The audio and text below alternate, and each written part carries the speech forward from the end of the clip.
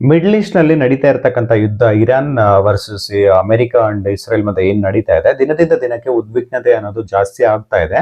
ಅದ್ರ ಮಧ್ಯೆ ಇವತ್ತು ಅಂತಂದ್ರೆ ಫೆಬ್ರವರಿ 7ನೇ ತಾರೀಕು ಒಂದು ಆಶ್ಚರ್ಯಕರವಾದ ಒಂದು ಘಟನೆಯೊಂದು ನಡೆದಿದೆ. ಏನಂತಂದ್ರೆ ಇರಾನ್ ನ ಅಧ್ಯಕ್ಷ ಬಂದ್ಬಿಟ್ಟು ಕ್ಷಮೆಯಾಚನೆಯನ್ನ ಮಾಡಿದ್ದಾನೆ. ಈ ಒಂದು ಕ್ಷಮೆಯಾಚನೆ ಅಂತಂದ್ರೆ ಇದೇನಾದ್ರೂ ಸರೆಂಡರ್ ಆಗೋದಕ್ಕೆ ಒಂದು ಮುನ್ಸೂಚನೆ ಕೊಡ್ತಾ ಇದ್ರೆ, ಅಮೆರಿಕರಿಗೆ ಏನಾದ್ರು ಎದುರ್ಕೊಂಡು ಸರೆಂಡರ್ ಆಗ್ತಾರೆ ಇದ್ದ ಏನಾದ್ರು ಸ್ಟಾಪ್ ಆಗುತ್ತಾ. ಅಂಡ್ ಇದ್ರ ಮಧ್ಯೆ ಇನ್ನೊಂದೇನಂತಂದ್ರೆ ಇರಾನ್ ಹೋಗ್ಬಿಟ್ಟು ದುಬೈನ ಏರ್ಪೋರ್ಟ್ ಮೇಲೆ ಅಟ್ಯಾಕ್ ಮಾಡಿದೆ, ಡ್ರೋನ್ ದಾಳಿಯನ್ನ ಮಾಡಿದೆ. ಸೊ ಇದರಿಂದ ಅಲ್ಲಿರ್ತಕ್ಕಂಥ ಫ್ಲೈಟ್ ಏನ್ ಸ್ಕೆಡ್ಯೂಲ್ ಆಗಿತ್ತು ಅವೆಲ್ಲ ಕ್ಯಾನ್ಸಲ್ ಆಗಿದ್ದಾರೆ. ಅಲ್ಲಿರ್ತಕ್ಕಂಥ ಜನರನ್ನ ಬೇರೆ ಕಡೆಗೆ ಸೇಫ್ ಲೊಕೇಶನ್ಗೆ ಶಿಫ್ಟ್ ಅನ್ನ ಮಾಡಿದ್ದಾರೆ. ಅಂಡ್ ಮತ್ತೊಂದು ವಿಚಾರ ಏನಪ್ಪಾ ಅಂತಂದ್ರೆ ಗಲ್ಫ್ ರೀಜನ್, ಗಲ್ಫ್ ರಾಷ್ಟ್ರಗಳೇನಿದಾವೆ ಅವೆಲ್ಲ ಅಮೆರಿಕ ಮೇಲೆ ಪ್ರೆಷರ್ ಅನ್ನ ಆಗ್ತಾ ಇದಾವೆ. ಇಷ್ಟಕ್ಕೂ ಏನು ಈ ಡೀಟೇಲ್ಸ್ ಅನ್ನೋದ್ರ ಬಗ್ಗೆ ಕಂಪ್ಲೀಟ್ ಆಗಿ ತಿಳಿಸೋ ಪ್ರಯತ್ನವನ್ನು ಕೂಡ ಮಾಡ್ತೀನಿ. ಇಫ್ ಇನ್ ಕೇಸ್ ನೀವು ಇನ್ನೇನೋ ಕ್ರಿಯೇಟಿವ್ ಕೋದಂಡ ಯೂಟ್ಯೂಬ್ ಚಾನಲ್ಗೆ ಸಬ್ಸ್ಕ್ರೈಬ್ ಮಾಡ್ಕೊಂಡಿಲ್ಲ ಅಂದ್ರೆ ದಯವಿಟ್ಟು ಸಬ್ಸ್ಕ್ರೈಬ್ ಮಾಡ್ಕೊಳ್ಳಿ. ಇನ್ಸ್ಟಾಗ್ರಾಮ್ ಅಲ್ಲಿ ನೋಡ್ತಾ ಇದ್ದಾರೆ ಅಂದ್ರೆ ದಯವಿಟ್ಟು ಪೇಜ್ ನ ಫಾಲೋ ಮಾಡ್ಕೊಳ್ಳಿ. ಬನ್ನಿ ವಿಡಿಯೋನ ಸ್ಟಾರ್ಟ್ ಮಾಡೋಣ. ಇರಾನ್ ಅಧ್ಯಕ್ಷನಾಗಿರ್ತಕ್ಕಂತಹ ಮಸೂದ್ ಪಜೆಕ್ಷಿಯನ್ನು ಹೊರಗಡೆ ಬಂದು ಕ್ಷಮಾಪಣೆಯನ್ನ ಕೇಳಿದಾನೆ. ಯಾರಿಗೆ ಈ ಕ್ಷಮಾಪಣೆ ಕೇಳಿದಾನೆ ಅಂತಂದ್ರೆ ಗಲ್ಫ್ ಕಂಟ್ರೀಸ್. ಈಗ ಇರಾನ್ನ ನೆರೆಹೊರೆ ದೇಶಗಳಾಗಿರ್ತಕ್ಕಂಥ ಕುವೈತ್, ಕತಾರ್, ಸೌದಿ ಅರೇಬಿಯಾ ಆಗಿರ್ಬೋದು, UAE ಆಗಿರ್ಬೋದು, ಇವುಗಳಿಗೆ ಒಂದು ಕ್ಷಮಾಪಣೆಯನ್ನ ಕೇಳಿದೆ. ಏನಕ್ಕೆ ಈ ಒಂದು ಕ್ಷಮಾಪಣೆ ಕೇಳಿರೋದು ಅಂತ ಹೇಳೋದಾದ್ರೆ, ಇರಾನ್ ಏನು ಆ ಒಂದು ದೇಶಗಳ ಮೇಲೆ, ಗಲ್ಫ್ ಕಂಟ್ರೀಸ್ ಮೇಲೆ ಅಟ್ಯಾಕ್ ಅನ್ನ ಮಾಡಿತ್ತು, ಅದರಿಂದ ಅವ್ರಿಗೆ ಸಾವು ನೋವುಗಳಾಗಿದೆ, ಅವರಿಗೆ ಅಪಾರವಾದ ಆಸ್ತಿ ಕೂಡ ನಷ್ಟ ಆಗಿದೆ. ಆ ಒಂದು ಉದ್ದೇಶಕ್ಕೆ ಅವರಿಗೆ ಕ್ಷಮಾಪಣೆಯನ್ನ ಕೇಳಿದ್ದಾರೆ. ಅಂಡ್ ಇನ್ನೊಂದು ವಿಚಾರವನ್ನು ಕೂಡ ಹೇಳಿದ್ರೆ, ಫ್ಯೂಚರ್ ಅಲ್ಲಿ ಅಂತಂದ್ರೆ ಮುಂದೆ ನಾವು ನಿಮ್ಮ ಮೇಲೆ ಅಟ್ಯಾಕ್ ಅನ್ನ ಮಾಡೋದಿಲ್ಲ ಅಂತ ಕೂಡ ಹೇಳಿದ್ದಾರೆ. ಇಫ್ ಇನ್ ಕೇಸ್ ರಿಟರ್ನ್ ಆಗಿ ನೀವೇನಾದ್ರೂ ನಮ್ಮ ಮೇಲೆ ಅಟ್ಯಾಕ್ ಮಾಡ್ತಿದ್ರ ಅಂತಂದ್ರೆ ನಾವು ನಿಮಗೆ ಎದುರಾಗಿ ದಾಳಿಯನ್ನ ಮಾಡ್ತೀವಿ, ಅದು ಬಿಟ್ಟು ಮುಂದೆ ನಿಮ್ಗೆ ಅಟ್ಯಾಕ್ ಮಾಡೋದಿಲ್ಲ ಅಂತ ಹೇಳ್ಬಿಟ್ಟು ಹೇಳಿದ್ರೆ. ಏನಕ್ಕೆ ಅವ್ರ ಮೇಲೆ ಬಿಫೋರ್ ಇರಾನ್ ಏನಕ್ಕೆ ಅಟ್ಯಾಕ್ ಮಾಡಿತ್ತು ಅಂತಂದ್ರೆ, ಅಲ್ಲಿರ್ತಕ್ಕಂಥ ಅಮೆರಿಕನ ಮಿಲಿಟರಿ ಬೇಸ್ ಗಳನ್ನ ಯೂಸ್ ಮಾಡಿಕೊಂಡು ಅಮೆರಿಕ ಇಸ್ರೇಲ್ ಏನ್ ಮಾಡ್ತಿತ್ತು ಅಂದ್ರೆ ಇರಾನ್ನ ಮೇಲೆ ದಾಳಿಯನ್ನ ಮಾಡಿತ್ತು. ಅದಕ್ಕೆ ಪ್ರತೀಕಾರವಾಗಿ ಇರಾನ್ ಏನ್ ಮಾಡ್ತಿತ್ತು ಅಂದ್ರೆ ಅಲ್ಲಿರ್ತಕ್ಕಂಥ ಮಿಲಿಟರಿ ಬೇಸ್ ಗಳ ಮೇಲೆ ಇದೊಂದು ಇರಾನ್ ಒಂದು ಕ್ಷಿಪಣಿ ಮತ್ತೆ ಡ್ರೋನ್ ಗಳ ದಾಳಿ ಮಾಡ್ತಾ ಇತ್ತು. ಆ ಒಂದು ಮಿಲಿಟರಿ ಬೇಸ್ ಅಲ್ಲದೇನೆ ಕೆಲವೊಂದು ನಾಗರಿಕ ಪ್ರದೇಶಗಳಲ್ಲಿ ಕೂಡ ಮಿಸೈಲ್ಸ್ ಅಂಡ್ ಡ್ರೋನ್ಸ್ ಹೋಗಿ ಹಿಟ್ ಆಗಿರೋದಾಗಿತ್ತು. ಕೆಲವು ನಾಗರಿಕರು ಸಾವನ್ನಪ್ಪಿರೋದು ಕೂಡ ನ್ಯೂಸ್ ಅಲ್ಲಿ ಬಂದಿತ್ತು.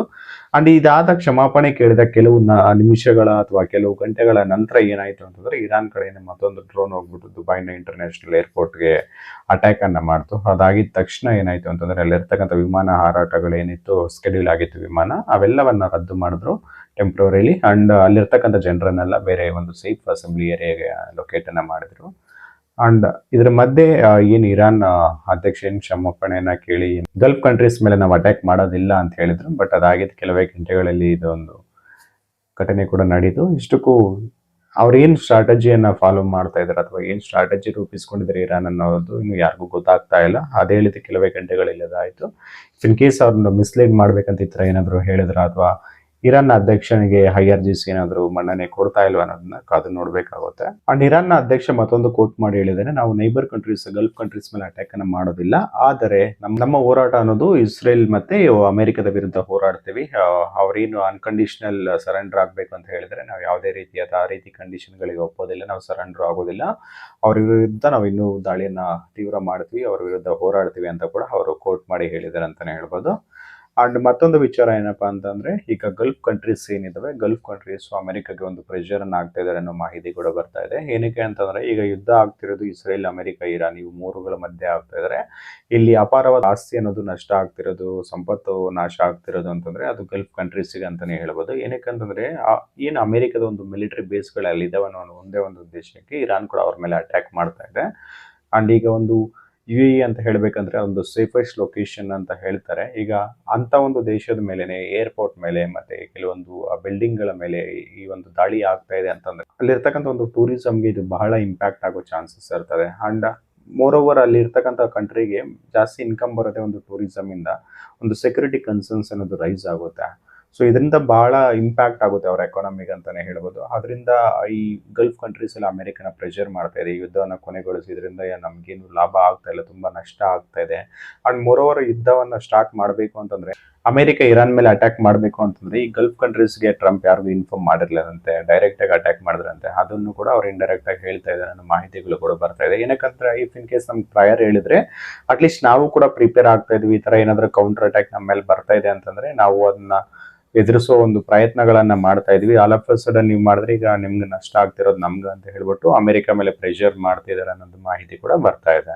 ಈ ಇರಾನ್ನ ಯುದ್ಧದ ಪರಿಣಾಮ ಈಗಾಗಲೇ ಭಾರತದ ಮೇಲೆ ತುಂಬಾ ಇಂಪ್ಯಾಕ್ಟ್ ಕೂಡ ಆಗ್ತಾ ಇದೆ. ಈಗಾಗಲೇ LPG ಸಿಲಿಂಡರ್ಗಳ ಬೆಲೆ ಅನ್ನೋದು ತುಂಬಾ ಜಾಸ್ತಿ ಆಗಿದೆ. ಈಗಾಗಲೇ ಮಿಡ್ ನೈಟ್ ಇಂದಾನೆ ಜಾರಿಗೆ ಆಗೋ ರೀತಿ ಈಗ ಗೃಹ ಬಳಕೆ ಅನಿಲದ ಮೇಲೆ ₹55 ಮತ್ತೆ ಕಮರ್ಷಿಯಲ್ ಸಿಲಿಂಡರ್ ಮೇಲೆ ₹100 ಸಮಥಿಂಗ್ ಏನೋ ಜಾಸ್ತಿ ಮಾಡಿರೋದು ನ್ಯೂಸ್ ಅಲ್ಲಿ ಬರ್ತಾ ಇದೆ.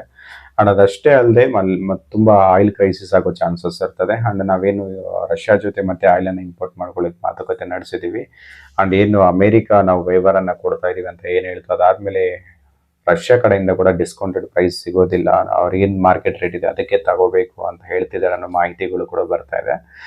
ಅಲ್ಲಿ ಯುದ್ಧ ಆಗ್ತಾ ಇದ್ರು, ತುಂಬಾ ದೂರದಲ್ಲಿ ಯುದ್ಧ ಆಗ್ತಾ ಇದ್ರು, ಅದ್ರ ಇಂಪ್ಯಾಕ್ಟ್ ನಮ್ಮ ಎಕಾನಮಿ ಮೇಲೆ, ನಮ್ಮ ಜೋಬಲ್ಲಿರತಕ್ಕಂಥ ದುಡ್ಡಿನ ಮೇಲೆ ಕೂಡ ಪರಿಣಾಮ ಬೀರ್ತಾ ಇದೆ ಅಂತಾನೆ ಹೇಳ್ಬೋದು. ಇದಿಷ್ಟು ಏನು ಇರಾನ್ ಏರ್ಪೋರ್ಟ್ ಮೇಲೆ ದಾಳಿ ಮಾಡಿದ್ದು, ದುಬೈನ ಇಂಟರ್ನ್ಯಾಷನಲ್ ಏರ್ಪೋರ್ಟ್ ಮೇಲೆ. ಅಂಡ್ ಇರಾನ್ನ ಅಧ್ಯಕ್ಷನ ಕ್ಷಮಾಪಣೆಯನ್ನ ಕೇಳಿದೆ, ಅದರ ಬಗ್ಗೆ ಒಂದು ಕ್ಲಾರಿಟಿ ಕೊಡೋದರ ಪ್ರಯತ್ನ ಆಗಿತ್ತು. ಈ ವಿಡಿಯೋ ಅಂಡ್ ಇನ್ಫಾರ್ಮೇಶನ್ ನಿಮ್ಗೆ ಏನಾದರೂ ಇಷ್ಟ ಆಗಿದ್ರೆ ವಿಡಿಯೋಗೆ ಒಂದು ಲೈಕ್ ಮಾಡಿ, ನಿಮ್ಮ ಸ್ನೇಹಿತರಿಗೆ ಶೇರ್ ಮಾಡಿ. ಇಂತಹ ಮತ್ತಷ್ಟು ಇಂಟ್ರೆಸ್ಟಿಂಗ್ ವಿಚಾರಗಳಿಗೋಸ್ಕರ ಕ್ರಿಯೇಟಿವ್ ಕೋದಂಡ ಯೂಟ್ಯೂಬ್ ಚಾನಲ್ಗೆ ಸಬ್ಸ್ಕ್ರೈಬ್ ಮಾಡ್ಕೊಳ್ಳಿ. ಧನ್ಯವಾದಗಳು ಸ್ನೇಹಿತರೆ.